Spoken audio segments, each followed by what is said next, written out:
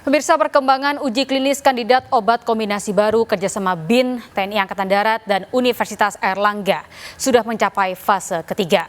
BPOM mengaku belum memberi izin edar pada kandidat obat kombinasi baru lantaran masih adanya sejumlah faktor pertimbangan terkait keamanan dan juga validitas obat.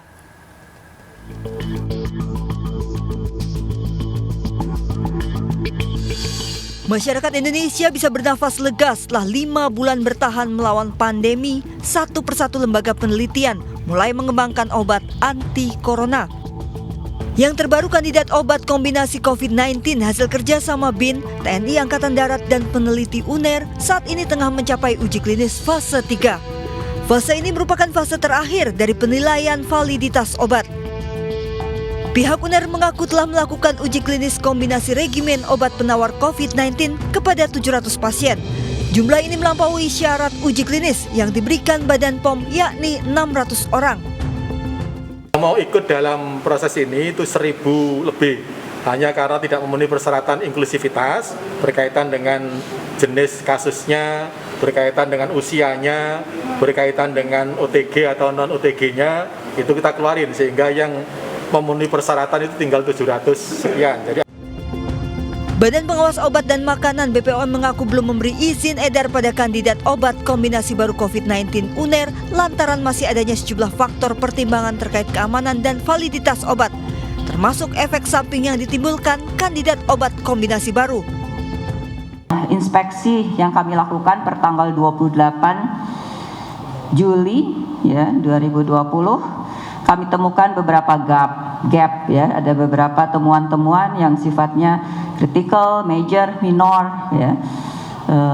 Temuan kritikal terutama dampaknya adalah terhadap validitas dari proses uji klinik itu tersebut ya, dan juga validitas dari hasil yang nanti akan didapatkan. Tim gabungan Universitas Airlangga, TNI Angkatan Darat, dan BIN telah menyelesaikan uji klinis fase 3 kombinasi kandidat obat baru COVID-19. Ketiga kombinasi obat ini adalah lopinavir, ritonavir, dan azitromisin. Lopinavir, ritonavir, dan doxycycline, serta hidrokloroquine dan azitromisin. Obat ini diklaim memiliki keampuhan hingga 98% dalam menyembuhkan pasien tanpa alat ventilator. Meski bagi sebagian orang temuan ini menjadi kabar gembira, nyatanya kandidat obat baru COVID-19 mengundang kontroversi.